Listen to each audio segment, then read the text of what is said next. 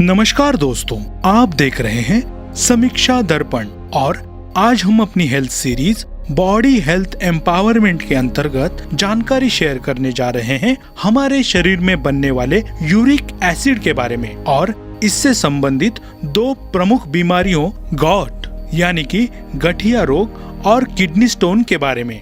अब हम बात करते हैं कि आखिर क्या है यूरिक एसिड और कैसे बनता है ये हमारे शरीर में। वैसे तो यूरिक एसिड को सामान्य तौर पर शरीर के भीतर मेटाबॉलिज्म के कारण बने वेस्ट प्रोडक्ट के तौर पर जाना जाता है, लेकिन बताते चले कि यूरिक एसिड जब अपनी संतुलित मात्रा में शरीर के भीतर बना रहता है तो ये एक पावरफुल एंटीऑक्सीडेंट के रूप में अपनी भूमिका को निभाकर शरीर को कई दुष्प्रभावों से बचाता है। प्राकृतिक रूप से स्वयं हमारे शरीर के भीतर निरंतर पैदा हो रही मृत कोशिकाओं के डीएनए के टूटने से शरीर में निरंतर यूरिक एसिड बनता रहता है, या जब पाचन क्रिया के द्वारा बाहर से आहार के रूप में लिया हुआ प्रोटीन युक्त भोजन जिनमें कि प्यूरिन प्रोटीन्स की प्रचुर मात्रा होती है टूटकर वेस्ट प्रोडक्ट के रूप में यूरिक एसिड का निर्माण करते हैं। शरीर में अतिरिक्त मात्रा में बना ये यूरिक एसिड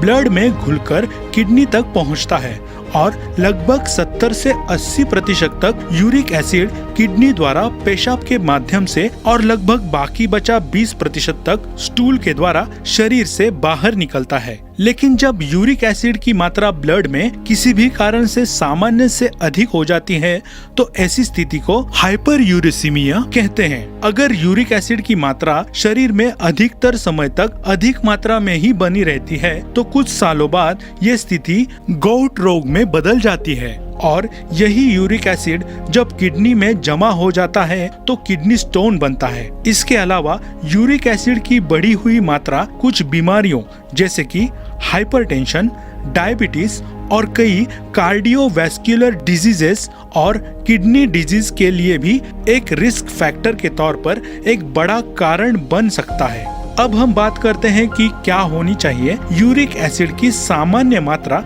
हमारे शरीर में। यूरिक एसिड की खून में सामान्य मात्रा पुरुषों के लिए 3.4 से लेकर 7.2 mg पर डेसीलीटर तक और महिलाओं के लिए ये 2.4 से लेकर 6 mg पर डेसीलीटर तक होनी चाहिए। अधिकतर स्टडीज में ये देखने को मिला है कि यूरिक एसिड की मात्रा महिलाओं की अपेक्षा पुरुषों में अधिक बढ़ती है और उनमें ये 30 से 60 वर्ष के दौरान सबसे अधिक देखने को मिलती है और महिलाओं में यूरिक एसिड का बढ़ना 50 वर्ष की उम्र के बाद और मेनोपॉज के बाद ज्यादा देखने को मिलता है। अब हम बात करते हैं कि आखिर क्या क्या कारण और रिस्क फैक्टर्स होते हैं जिनकी वजह से बढ़ जाती है यूरिक एसिड की मात्रा हमारे ब्लड में। सामान्य तौर पर इन 3 कारणों से बढ़ने लगती है यूरिक एसिड की मात्रा हमारे ब्लड में, जैसे कि नंबर 1, अगर या तो किसी भी कारण या बीमारी की वजह से अगर हमारे शरीर में ज्यादा प्यूरिन बनने लगे, या नंबर 2, हम डाइट के द्वारा बाहर से प्यूरिन से भरपूर प्रोटीन की अधिक मात्रा का सेवन करने लगे, या नंबर 3, किसी वजह से हमारी किडनीज यूरिक एसिड को बाहर निकालने में सक्षम नहीं हो पाती है या जरूरत के मुकाबले कम निकाल पाती है। अब हम बात करते हैं कुछ अन्य कारणों की भी जिनकी वजह से यूरिक एसिड की मात्रा बढ़ सकती है।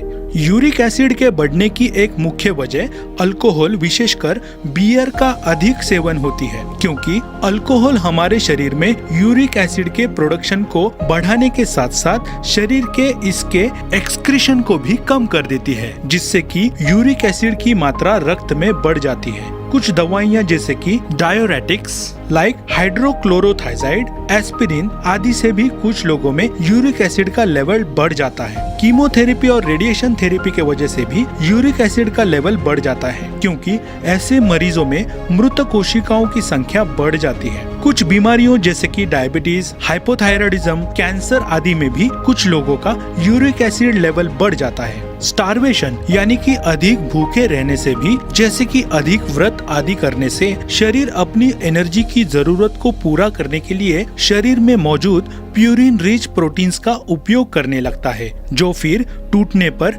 यूरिक एसिड का निर्माण करते हैं। वजन कम करने के लिए बहुत अधिक एक्सरसाइज करने से भी यूरिक एसिड लेवल बढ़ सकता है। मोटापा और कुछ लोगों में फैमिली हिस्ट्री भी यूरिक एसिड के बढ़ने का कारण बनता है।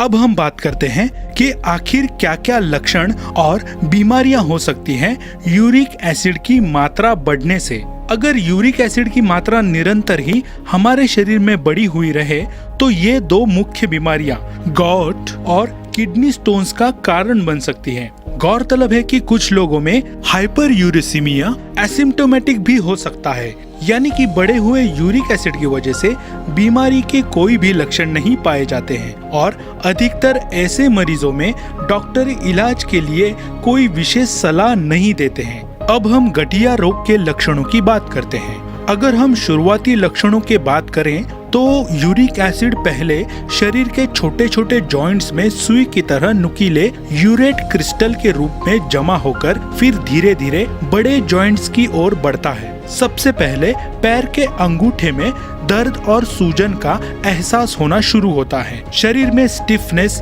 यानी कि अकड़न का एहसास होने लगता है। ये अकड़न सुबह और शाम अधिक महसूस की जाती है और मरीज को सुबह सुबह मुट्ठी बंद करने में भी दिक्कत आती है। उंगलियों और जॉइंट्स में सूजन देखने में लाल और नरम हो जाते हैं और छूने मात्र से ही चुभन वाला दर्द महसूस होता है। मरीज को थकान महसूस होती है और शरीर में गांठें जैसे बनने लगती हैं और धीरे धीरे शरीर में डिफॉर्मिटी होने लगती है, यानी कि उंगलियां आदि टेढ़ी मेढ़ी होने लगती है। अब हम बात करते हैं किडनी स्टोन की। यूरिक एसिड के छोटे छोटे क्रिस्टल अन्य चीजों जैसे कि कैल्शियम ऑक्सिलेट के साथ किडनी में इकट्ठा होकर पथरी का निर्माण करने लगते हैं। अक्सर कम पानी पीने के कारण हमारा पेशाब गाढ़ा हो जाता है, जिससे इन क्रिस्टल से पथरी बनने की संभावना बढ़ जाती है। अब हम बात करते हैं कि क्या क्या नहीं खाना चाहिए यूरिक एसिड की मात्रा को नियंत्रित रखने के लिए। वैसे तो खाद्य पदार्थों में डायरेक्ट यूरिक एसिड नहीं होता है, लेकिन हमारे द्वारा बाहर से डाइट के तौर पर लिए गए प्यूरिन रिच प्रोटीन्स पाचन क्रिया के दौरान टूटने पर यूरिक एसिड का निर्माण करते हैं। इसलिए high purine rich protein diet वाली चीजों के सेवन से परहेज करना चाहिए। अब हम बात करते हैं कि कौन कौन सी चीजों में प्यूरिन की अधिक मात्रा पाई जाती है। सबसे अधिक प्यूरिन प्रोटीन पाया जाता है नॉनवेज फूड में, यानी कि बीफ, रेड मीट, खासकर ऑर्गन मीट जैसे कि लीवर यानी कि कलेजी आदि में, सी फूड जैसे कि केकड़ा, झींगा, शेलफिश आदि में, फूल गोभी, पालक और मशरूम के सेवन से भी पूरी तरह परहेज करना चाहिए। अल्कोहल के सेवन विशेषकर बियर से तो पूरी तरह से परहेज करना चाहिए। दालों में भी कुछ मात्रा में प्यूरिन होता है और उनको लो टू मॉडरेट क्वांटिटी में खाया जा सकता है, लेकिन छिलके वाली दालों जैसे कि उड़द की दाल, मसूर की दाल, काले चने, राजमा आदि के सेवन से परहेज ही करना चाहिए। बीन्स, सोयाबीन्स, पनीर, सफेद चावल, चीनी, दही, मैदा, मूंगफली, बादाम, काजू आदि से भी परहेज करना चाहिए। ऐसी चीजें जिनमें कि फ्रुक्टोज शुगर की अधिक मात्रा होती है के सेवन से बचना चाहिए। बता दें कि फ्रुक्टोज एक नेचुरल शुगर होती है जो कि फ्रूट्स और शहद में पाई जाती है और ये पाचन क्रिया के दौरान प्यूरिन का निर्माण करती है। नेचुरल स्वीटनर जैसे कि शहद, कॉर्न सिप आदि से भी परहेज करना चाहिए। यीस्ट बेस्ड चीजों जैसे कि बेकरी प्रोडक्ट्स, केक, पेस्ट्री इत्यादि के सेवन से भी यूरिक एसिड की मात्रा बढ़ जाती है। इसलिए तो बियर को यूरिक एसिड बढ़ाने में अन्य अल्कोहलिक ड्रिंक्स के मुकाबले सबसे ज्यादा नुकसानदायक माना जाता है, क्योंकि यह भी एक यीस्ट बेस्ड प्रोडक्ट होता है जो कि यीस्ट फर्मेंटेशन के द्वारा तैयार होता है। अब हम बात करते हैं कि क्या क्या खाना चाहिए बढ़ी हुई यूरिक एसिड की मात्रा को कम करने के लिए। अधिक से अधिक मात्रा में पानी पीना चाहिए, क्योंकि इससे रक्त में मौजूद अतिरिक्त यूरिक एसिड लगातार पेशाब के जरिए शरीर से बाहर निकलता रहता है और उसे शरीर में जमा होने का मौका नहीं मिल पाता। खट्टे फलों जैसे कि नींबू, संतरा, अनानास, अंगूर आदि का सेवन करना चाहिए क्योंकि इनमें सिट्रिक एसिड होता है जो कि यूरिक एसिड के लिए एक अच्छा सॉल्वेंट होता है और उसमें ये घुलकर शरीर से बाहर निकल जाता है। ज्यादा से ज्यादा फाइबर से भरपूर चीजों का सेवन करना चाहिए क्योंकि वो अपने साथ यूरिक एसिड को भी शरीर से बाहर कर देती है। अगर हम फाइबर वाली सब्जियों, फलों और चीजों की बात करें तो उनमें शामिल है ब्रोकली, गाजर, मूली, खीरा और केला और ओट्स, दलिया आदि। एप्पल का भी सेवन करना चाहिए क्योंकि इसमें मैलिक एसिड होता है जो कि यूरिक एसिड को न्यूट्रलाइज कर देता है।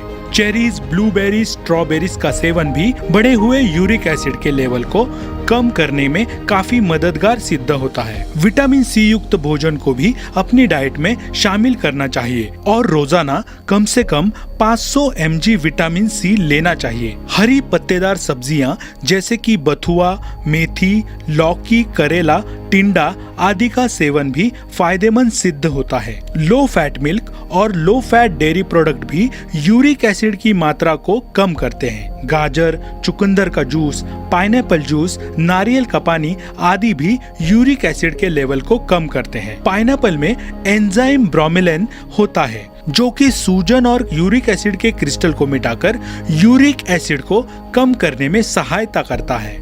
यूरिक एसिड से पीड़ित व्यक्ति के शरीर में एसिड का स्तर बढ़ जाता है, इसलिए अल्कलाइन डाइट का उपयोग करना चाहिए जिससे कि शरीर का पीएच लेवल बढ़े, जैसे कि नींबू पानी आदि। एप्पल विनेगर यानी कि सेब का सिरका के 1 या 2 चम्मच एक ग्लास में सुबह खाली पेट या दिन में 2 बार यूरिक एसिड को नियंत्रित रखने के लिए एक घरेलू उपाय के तौर पर काफी उपयोग किया जाता है। अब हम अंत में बात करते हैं कि ट्रीटमेंट के तौर पर आखिर डॉक्टर क्या क्या सुझाव और दवाइयाँ लेने की सलाह देते हैं। डॉक्टर दर्द वाली जगह पर सूजन और दर्द को कम करने के लिए बर्फ के साथ ठंडी सिकाई और दर्द वाली जगह पर किसी दर्द निवारक क्रीम या ऑयल से हल्की मालिश की सलाह देते हैं। अगर हम अब ट्रीटमेंट के तौर पर एलोपैथिक दवाइयों की बात करें तो 3 तरह की दवाइयाँ डॉक्टर मरीज की जरूरत के अनुसार देते हैं। सबसे पहले डॉक्टर मरीज को यूरिक एसिड के प्रोडक्शन को कम करने के लिए दवाइयाँ जिन्हें ज़ैंथीन ऑक्सीडेज इनहिबिटर कहा जाता है, जो कि शरीर में एंजाइम ज़ैंथीन ऑक्सीडेज जो कि प्यूरिन से यूरिक एसिड बनाने के लिए चाहिए होता है, और ये दवाइयाँ इस एंजाइम को इनएक्टिवेट करके यूरिक एसिड को बनने से रोकती है। इन दवाइयों में शामिल है एलोप्योरेनॉल, फेबेक्सोस्टेट आदि। शरीर में बढ़े हुए यूरिक एसिड को बाहर निकालने के लिए दवाइयाँ जिन्हें की यूरिकोसिरिक एजेंट्स कहा जाता है, जैसे कि प्रोबेसिड, सल्फिनपायराजोन आदि का उपयोग किया जाता है। दर्द और सूजन के लक्षणों को कम करने के लिए डॉक्टर कुछ समय के लिए NSAID यानी कि non steroidal anti inflammatory drugs जैसे कि आइब्यूप्रोफेन, इंडोमेथिसिन, नेप्रोजेन, एसिक्लोफेनेक आदि को लेने की सलाह देते हैं। कुछ मरीजों में अगर NSAID दवाइयों का असर जरूरत के अनुसार नहीं मिल पा रहा हो तो ऐसी स्थिति में डॉक्टर अन्य दवाइयाँ जैसे कि कॉल्चिसिन और स्टीरॉयड दवाइयाँ जैसे कि प्रेडनिसोलोन आदि को गोली के रूप में या इंजेक्शन के तौर पर मरीजों को लेने की सलाह देते हैं।